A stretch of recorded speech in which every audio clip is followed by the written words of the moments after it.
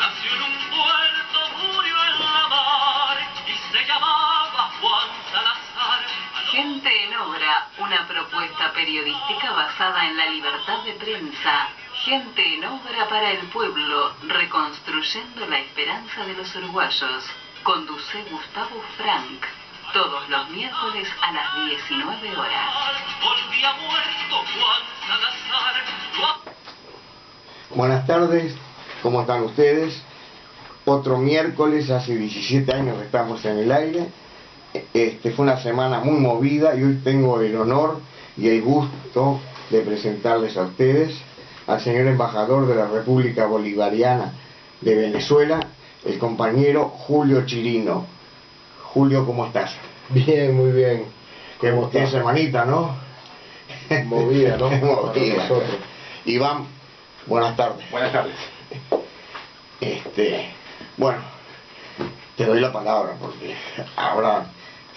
Bueno, contarte, como sabrán, en Uruguay...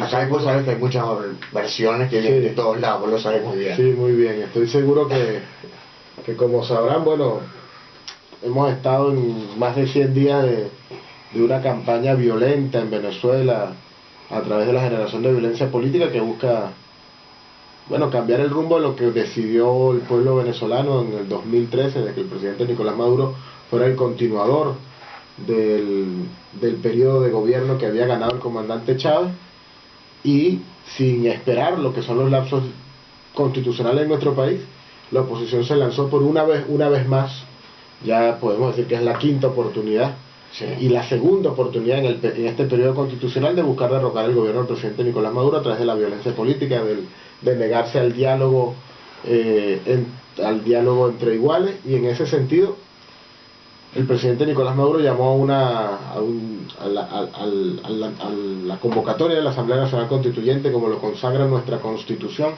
en sus artículos 347, 348 y 349, y tuvimos elecciones este 30 de julio, sí, unas elecciones muy importantes, unas elecciones donde hubo una amplia participación en el marco de la adversidad, en el marco de las acciones de buscar limitar el libre tránsito a los venezolanos para que no votaran, y de amenazas y acciones directas que buscaban impedir la participación en este proceso electoral, que es el proceso electoral de su tipo con más alta participación y con mayor legitimidad que se ha dado en nuestro país, que incluso, la idea no es entrar en comparaciones, pero que podríamos decir que ha tenido más participación que muchas de las elecciones presidenciales que se han dado en América Latina en los últimos tiempos, en algunos países. Sí. Entonces, es así. pero igualmente nos encontramos ante una ofensiva internacional que busca derrocar también y generar intervenciones en nuestro país de todo tipo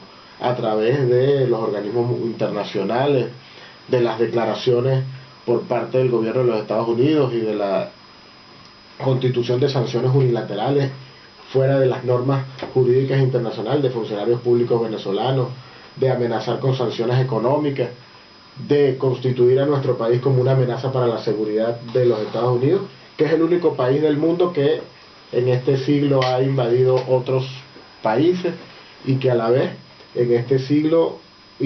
tiene una configuración militar que va más allá de su frontera.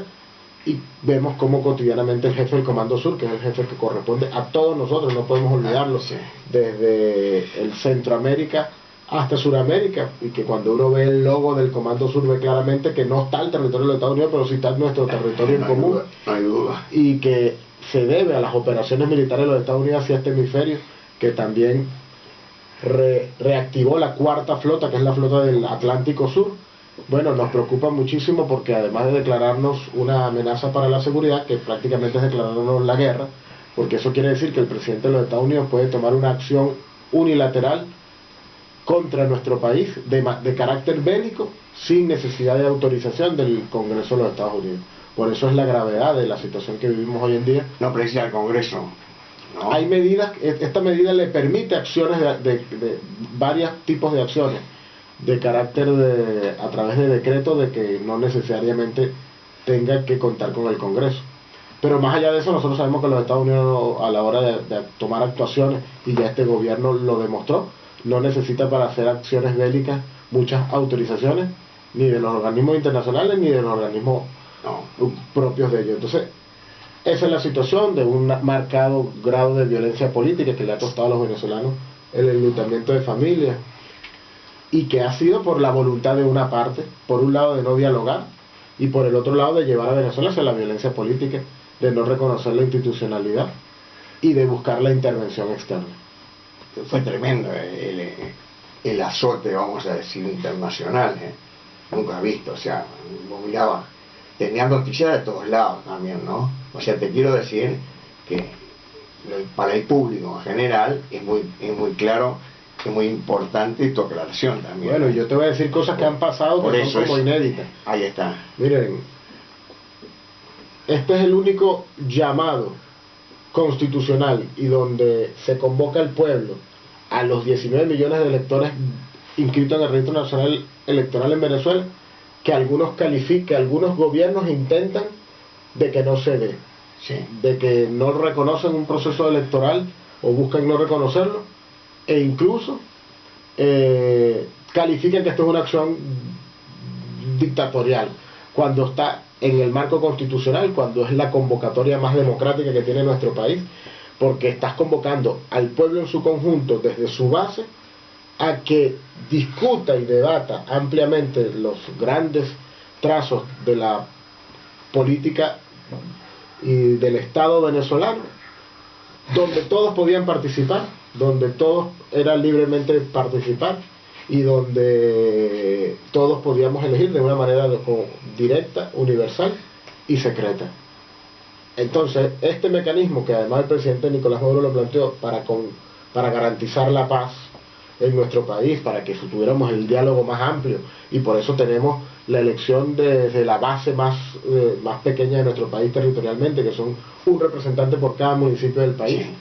sin exclusión ninguna, donde las representantes de las capitales de los departamentos se tendrían 2 representantes adicionales, y donde la capital de la República, que tiene más población, tendría 7 representantes ante la Asamblea Nacional, y a su vez 8 sectores de la vida nacional, de la vida social y política y económica, participando también en la elección, también por manera universal, directa y secreta, es decir, donde también un amplio número de venezolanos, que superaban los 16 millones de venezolanos, votaban en esos sectores, y donde teníamos un voto por sector y un voto por territorio garantizado por nuestra legislación, y en ese marco escogimos entonces representantes de personas con discapacidad, de jubilados y pensionados, de estudiantes, de empresarios, de trabajadores, de campesinos y pescadores, De todas las ramas, ¿no? de todas las ramas. Tuvimos también nuestros consejos comunales, que es la forma de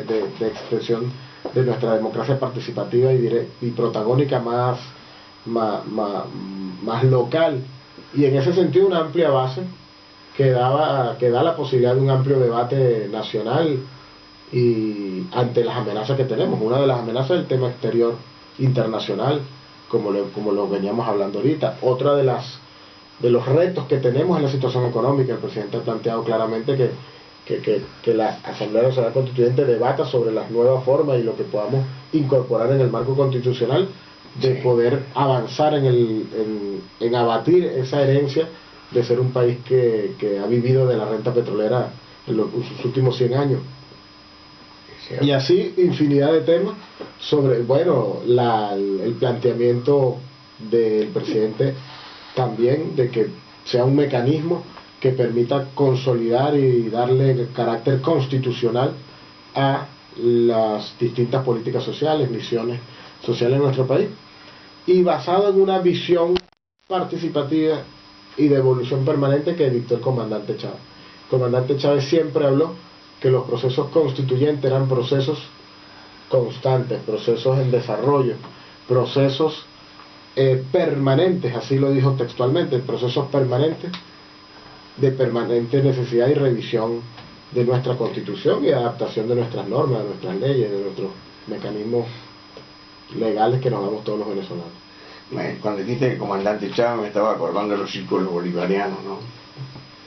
Parece mentira que acá en Uruguay el efecto que tuvo eso, ¿no? Chávez, se formaron los círculos bolivarianos, después se formó una federación, y después, como todas las cosas, ¿no? Vos sabés que el pueblo uruguayo es muy especial, ¿no? Para los propios uruguayos nos damos cuenta que es difícil, ¿viste? Gobernar es difícil, no es fácil. Pero me acordé de eso porque estabas tú, hace años que estás, tengo el gusto de conocerte y siempre te estuviste preocupándote por mi salud. Yo te agradezco personalmente eso, ¿no? Tú bien, no, y siempre, por supuesto, entre los amigos y los compañeros, Es cierto. como decía el comandante Chávez, para poder ser revolucionarios tenemos que ser sensibles, principalmente. Qué importancia, ¿eh? Y allí iba lo que te iba a decir. Gobernar, tú decías que era complejo y difícil, por supuesto que lo es, pero también gobernar depende en qué clave, porque hay quienes gobiernan para administrar, hay quienes gobiernan para sus intereses, entonces gobiernan desde una perspectiva de sus intereses, hay quienes gobiernan en el marco de la transformación y en clave de revolución. En el caso de los que nos ha tocado gobernar, por lo menos en Venezuela, en el marco de la transformación, en el marco de en clave de revolución, la perspectiva principal ha sido la transformación permanente en el marco de la consulta permanente. Y por eso Venezuela, a la que quieren calificar de muchas maneras, gobiernos que tienen un origen no de las urnas, como sucede con el gobierno del país más grande de Sudamérica, por supuesto, que su gobierno actual no proviene de las urnas, proviene desde la perspectiva nuestra en Venezuela de un golpe parlamentario que se le dio a la presidenta Dilma, que nosotros no reconocemos. Pero sobre todo, en esa perspectiva, en el caso de Venezuela, nosotros en 19 años hemos tenido 21 consultas populares democráticas. Es decir, que el récord nuestro de elecciones supera el 1 de promedio por año. Y es un tema fundamental y muy importante tomar en consideración. Elecciones que han sido favorables y desfavorables a la revolución. Sí. Y elecciones donde cuando hemos electo cargos amplios, por ejemplo, cuando elegimos nosotros alcaldes y gobernadores, que es intendentes y alcaldes, la revolución ha obtenido normalmente, o en el marco del tiempo, una mayoría, pero no todos los cargos los obtienen las fuerzas revolucionarias, y en ocasiones espacios muy importantes del ejercicio de la función pública le ha correspondido a la oposición venezolana, y ha sido el mismo Consejo Nacional Electoral el que se lo ha garantizado.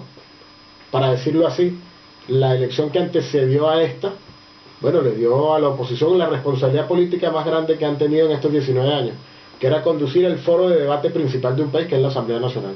Y de ellos dependía, ellos tenían la responsabilidad, de ellos dependía por dónde rumbaban el país, y por el camino de la conciliación, de la construcción conjunta, del respeto entre las fuerzas políticas, o por el camino de la violencia, que era el que habían ensayado todos los años anteriores. Y lamentablemente volvieron a seguir por el camino de la violencia, buscaron desconocer, y así lo plantearon, que en 6 meses derrocaban el gobierno del presidente Nicolás Maduro. Buscaron, el 9 de enero de este año, declararon fuera de los procedimientos que plantean nuestras leyes el abandono del cargo del presidente. Es decir, ellos quisieron aplicar lo que se hizo en Brasil, incluso malinterpretando nuestra constitución, apelando a una mayoría que además es producto de nuestro sistema electoral, pero no de lo que fue la votación en esa oportunidad.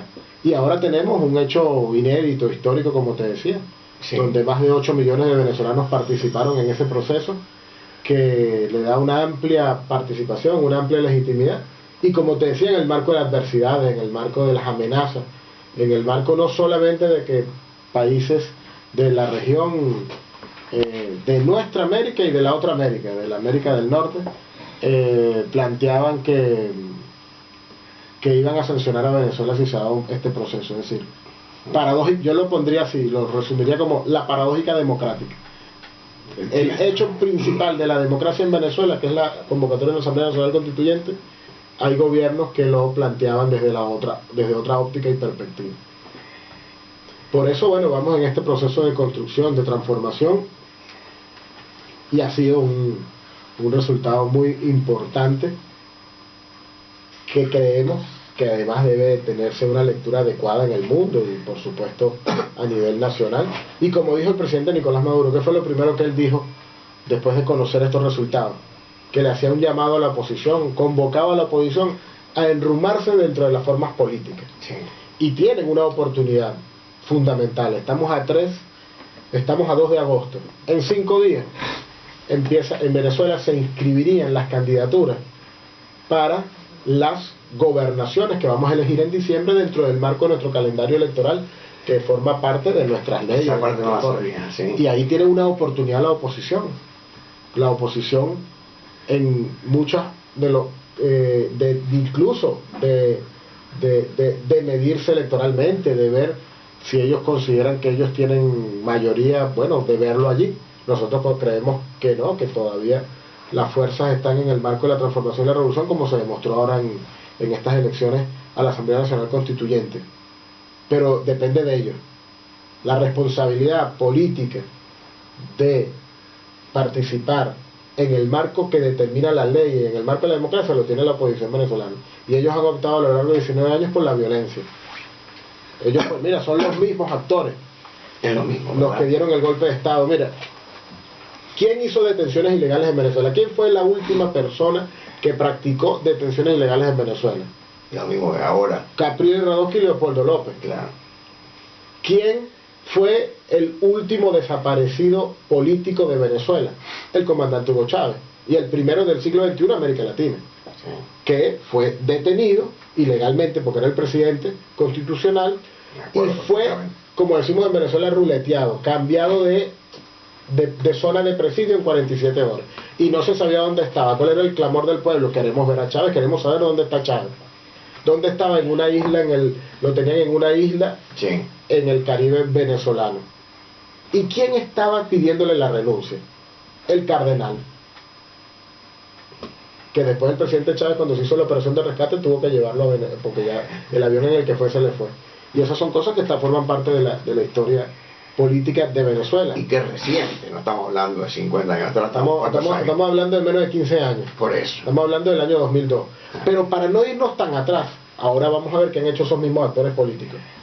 Esos mismos actores políticos en el año 2007 tuvieron un sobreseguimiento de la causa producto de un decreto del presidente Chávez, es decir, un indulto, digamos, a las causas que ellos habían ido configurando del 2000 en adelante y sobre todo con el golpe de Estado del 2002.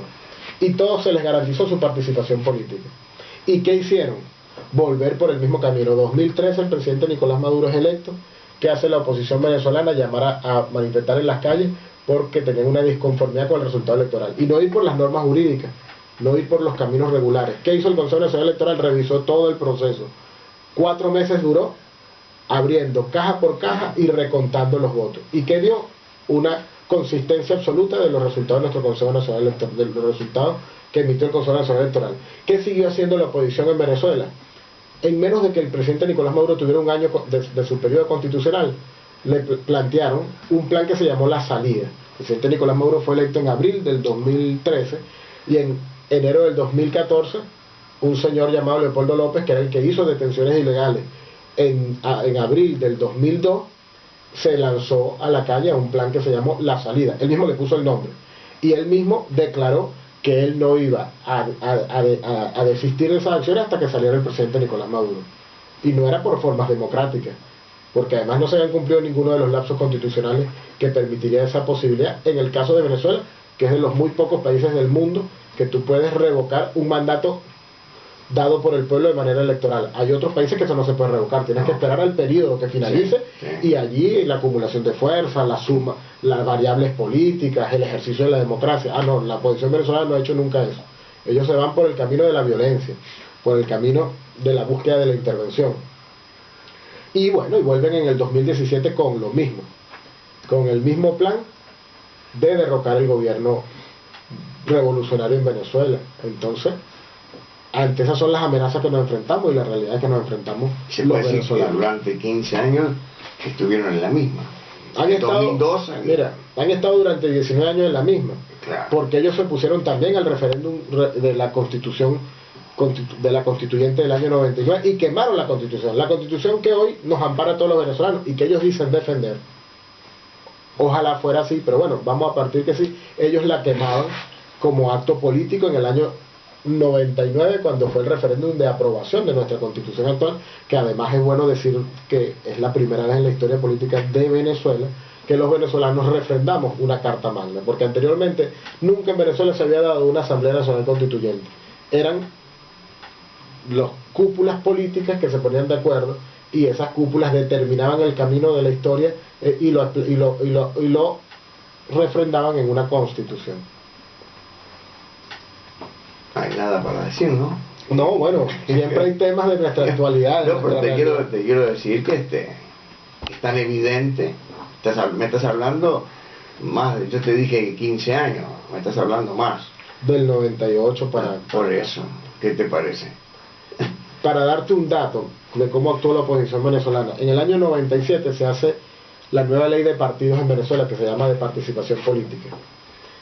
Esa ley, la misma oposición que tenía mayoría en el año 98 la cambia en 2 oportunidades para tratar de frenar el paso de la llegada del comandante Chávez. Y una de las cosas que hacen es dividir las elecciones. Anteriormente nosotros, cuando elegíamos al presidente, Sí. en ese mismo periodo elegíamos al parlamento. Y ellos dividen las elecciones y adelantan las parlamentarias para ellos tener la mayoría parlamentaria. Por eso, si el presidente Chávez no hubiese pensado en clave de revolución, el presidente Chávez no hubiese planteado una reforma constitucional convocando al pueblo, como lo hizo en el marco de un referéndum, el presidente Chávez le hubiese tocado gobernar en el corset que le había puesto la clase política, que además era una clase política que estaba absolutamente deslegitimada en nuestro país. Es cierto, me acuerdo, porque Chávez vino acá a Uruguay 2 veces o 3, no me acuerdo, 2 veces, ¿no? Bueno, el presidente Chávez vino en 7 oportunidades al Uruguay. Una vez vino en el año 94, vino siendo actor político, recién saliendo de la cárcel. El primer discurso que se conoce del comandante Chávez públicamente en el mundo es el discurso que el presidente Chávez hace en La Habana. Él visitó La Habana entre el 15 y el 17, 18 de diciembre, el 14 de diciembre. Hay un librito que sacó en la embajada que habla de eso. Que habla del primer discurso del comandante allá. Pero el presidente Chávez recorrió Montevideo, Buenos Aires y Santiago de Chile en octubre del año 94, su primer viaje previo de ser presidente. Y después vino el del 2000 en muchas oportunidades. Ahí va. 2000, 2003, 2005. 2005 no tenía nada del 94. 2005 vino en 2 oportunidades. Sí, está bien. Y siempre habló mucho del Uruguay. Siempre Habló mucho de Montevideo. Lo conocía muy bien. De Artigas. Sí. Y por ejemplo, permitiéndonos comprender un poco, pensar en las herencias artiguistas. Si no me equivoco, y tú me vas a corregir, Artigas dijo que el poder que los tenía cesaba ante la presencia soberana del pueblo, ¿no? Perfecto. Es la constituyente. Es el proceso constituyente que precisamente tú convocas a la amplia base, es decir, por primera vez en Venezuela nosotros tenemos 545 asambleístas, en este caso nosotros le decimos constituyentes, que han sido electos y que el pueblo lo eligió para una tarea determinada. Y ante eso, el presidente Nicolás Maduro ha dicho que él ha puesto el cargo a la orden ante la Asamblea Nacional Constituyente, que según nuestra Constitución, en el artículo 349, nuestra Constitución dice claramente que ningún poder constituido puede obstaculizar las acciones de la Asamblea Nacional Constituyente. Está bien, está perfecto. Y ese proceso abrimos hacia la paz, hacia el diálogo nacional, hacia la conciliación. El presidente ha sido muy claro también en decir que él le propone a la Asamblea Nacional Constituyente que constituya una comisión de justicia, verdad en Venezuela, y donde también abordemos los venezolanos con madurez la posibilidad de reparación de las víctimas y de justicia transaccional, para que podamos ir hacia una reconciliación nacional. Y ha puesto el ejemplo central de lo que se vivió en Sudáfrica como mecanismos de encuentro y de reencuentro de una sociedad. Por eso que te digo, ¿de dónde está de qué lado está la mano tendida siempre hacia el diálogo y hacia las oportunidades de encuentro? Y de dónde siempre rompen esas posibilidades. Y siempre con el pueblo. y siempre con el con el pueblo. pueblo. Y cuando más bajo el pueblo, más abajo, más con el pueblo. Más con el pueblo, y cuando más dificultades, como en esta etapa que nosotros no negamos que es una etapa de dificultades, de carencias desde el punto de vista de lo material, por circunstancias externas, particularmente en el marco de los precios del petróleo. Bueno, más cerca todavía, comprendiendo y además oyendo ese clamor, que es lo único que ha permitido que, si no es estando cerca del pueblo, tengamos la participación electoral que tuvimos.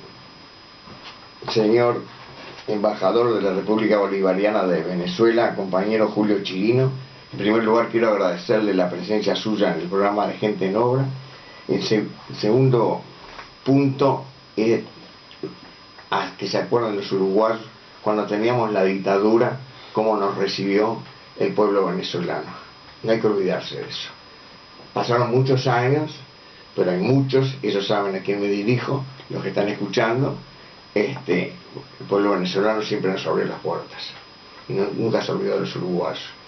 Después, con los años, en plena democracia acá en Uruguay y en Venezuela, seguimos en las relaciones, abiertas las puertas. Los pueblos abren las puertas a los pueblos, que no se olviden de los uruguayos.